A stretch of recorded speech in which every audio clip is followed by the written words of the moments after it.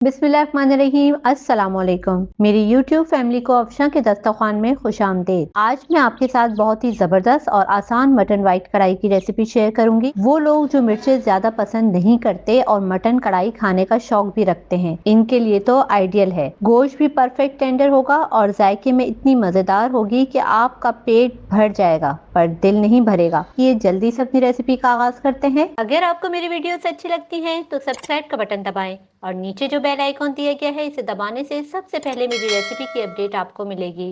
Videos अच्छी लगे तो थम्स अप दें।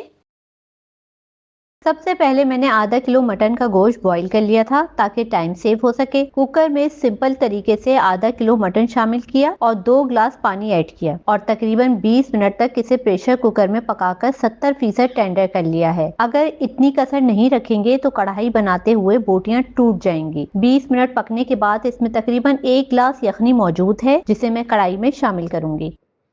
कढ़ाई बनाने के लिए मैंने तकरीबन हाफ कप ऑयल लिया है।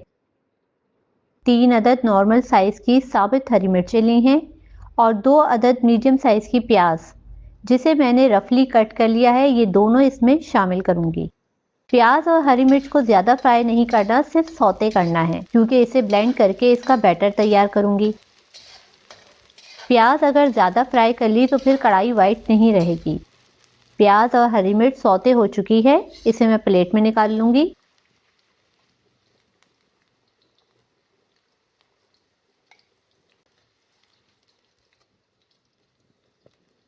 अब चाहें तो प्याज को बॉईल भी कर सकते हैं। इसका छिलका उतारकर इसे बॉईल कर लें और फिर इसके बाद इसको ब्लेंडर मशीन में ब्लेंड कर लें। दोनों ही तरीके हैं, जो आपको आसान लगे।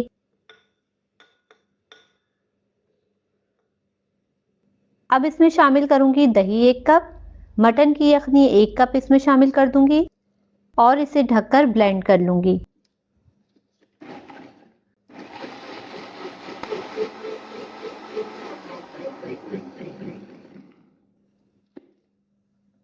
तो बैटर बहुत अच्छी तरह से ब्लेंड होकर तैयार हो चुका है। चलते हैं नेक्स्ट स्टेप की तरफ।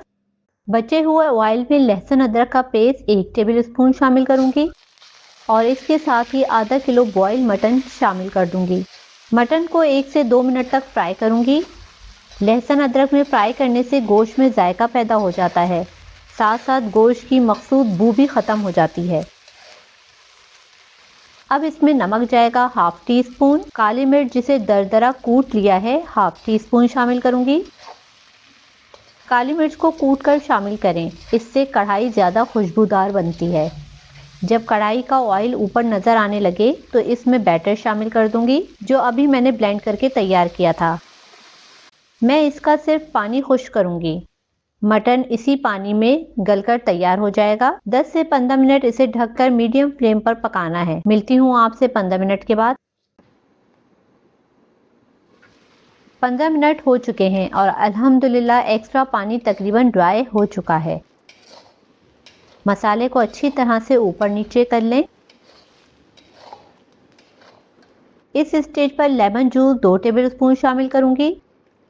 मटन वाइट कढ़ाई को थोड़ा मिक्स कर लें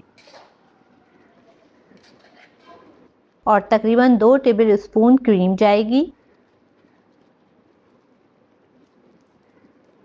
इससे कढ़ाई का टेक्सचर भी अच्छा आएगा और मज़ीद जायका पैदा होगा।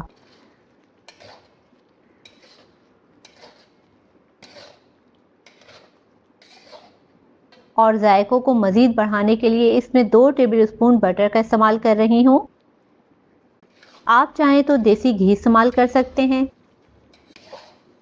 उम्मीद है अगर आप इस रेसिपी को स्टेप बाय स्टेप फॉलो करेंगे तो आपकी मटन वाइट कढ़ाई भी जायकेदार बनेगी।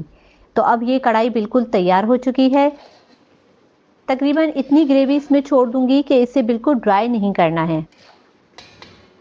गार्निशिंग के लिए मैंने अदरक ली है बारीक कटी हुई, ये शामिल करूंगी और 3 अदद हरी मिर्चों को लंबा लंबा बारीक काट लिया है, ये भी इसमें शामिल कर दूंगी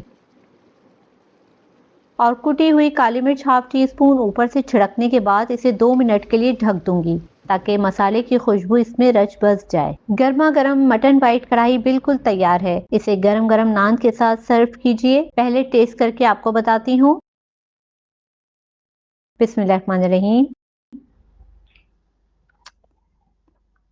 माशाल्लाह, बहुत उम्दा, बहुत ही लजीज और क्रीमी टेस्ट है। बाजार में आप इतने पैसे खर्च करके 2 आदमी कढ़ाई खाते हैं और गोश्त का भी पता नहीं होता कि अच्छा है नहीं है, मगर इससे कहीं कम बजट में आप पूरी फैमिली के लिए ये कढ़ाई घर में तैयार कर सकते हैं। दिल भी मुतमईन और मैदा भी। तो उम्मीद है व्यूअर्स आपको आज की रेसिपी पसंद आई होगी। वीडियो को फ्रेंड्स एंड फैमिली में जरूर शेयर करें, इससे हमें बड़ी सपोर्ट मिलती है। अफशा को दीजिए इजाजत, फिर हाजिर होंगी मजेदार रेसिपी के साथ। अपना बहुत ख्याल रखें। फी अमानिल्लाह।